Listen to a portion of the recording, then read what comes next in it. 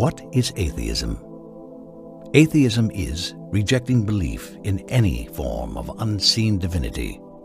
The atheist denies the existence of a creator, of divine revelation, and of resurrection. What is the proof that there is a creator? There are many proofs, but we will focus on two. The first is called proof on the basis of existence, and the second is called proof on the basis of providence. What is meant by proof on the basis of existence? Everything is temporarily originated. It came into existence after it was non-existent, so it must have had an originator. This means we have 10 to the 124th proofs that a creator exists. This number constitutes the overall number of molecules with their functional activities throughout the universe.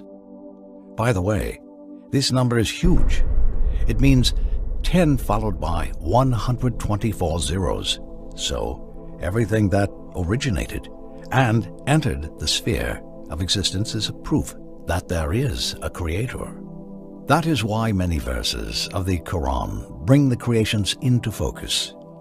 Allah says, "Say, look at whatever exists in heaven and on earth, but signs and warnings do not benefit the unbelievers." Translation of the meaning of the Quran, chapter 10, verse 101. Allah also says what means, "Do they not ponder about their own selves? Allah has created the heavens and the earth, and all that is between them, for a purpose and for an appointed time. Yet many deny they will never meet with their Lord." Chapter 30, verse 8. He also says what means, "Have they not looked into the realms of the heavens and the earth, and all that Allah created, and seen that the end of their time might be near?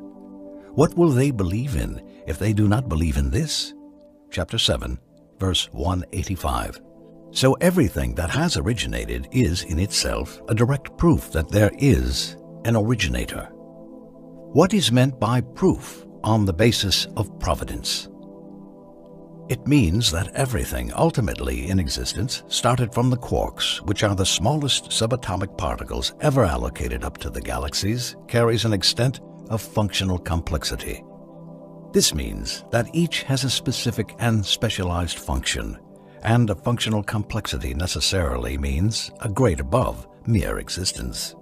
Existence is a status, and the complexity within the originated thing is a grade above that status of mere existence. So, everything around you is designed in a special method so as to carry on a special function. Hence, everything around you carries a functional complexity, and this complexity is a proof of origination, which means that it must have had an originator. An example of this is the lamp. This is a functional complexity.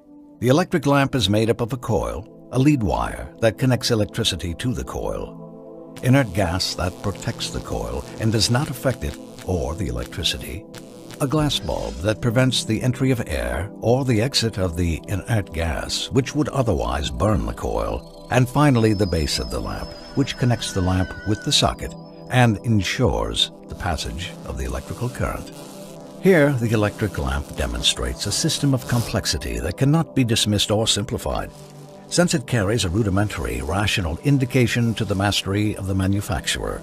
Then, the one who denies the masterful formation of the lamp or assumes that it originated by chance is the one required to fetch a proof to his assumption.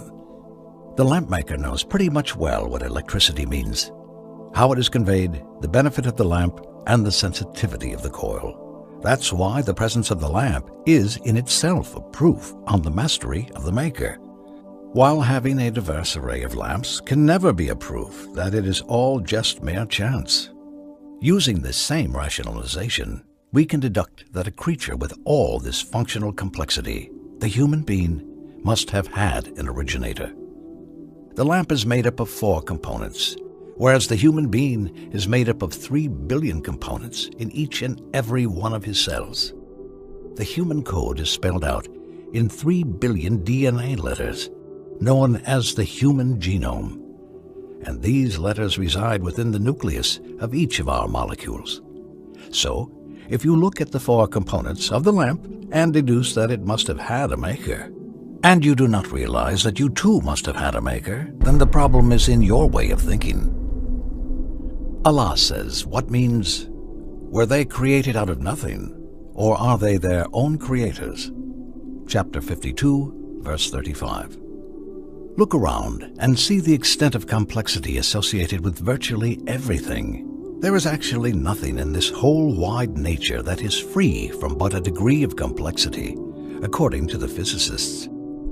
Allah says, in the creation of the heavens and the earth, in the alternation of night and day, in the ships that sail the ocean bearing cargoes beneficial to man, in the water which Allah sends down from the sky, and with which He revives the earth after its death, scattering over it all kinds of animals, in the courses of the winds, and in the clouds pressed into service between earth and sky, there are indeed signs for people who use their reason. Chapter 2, verse 164.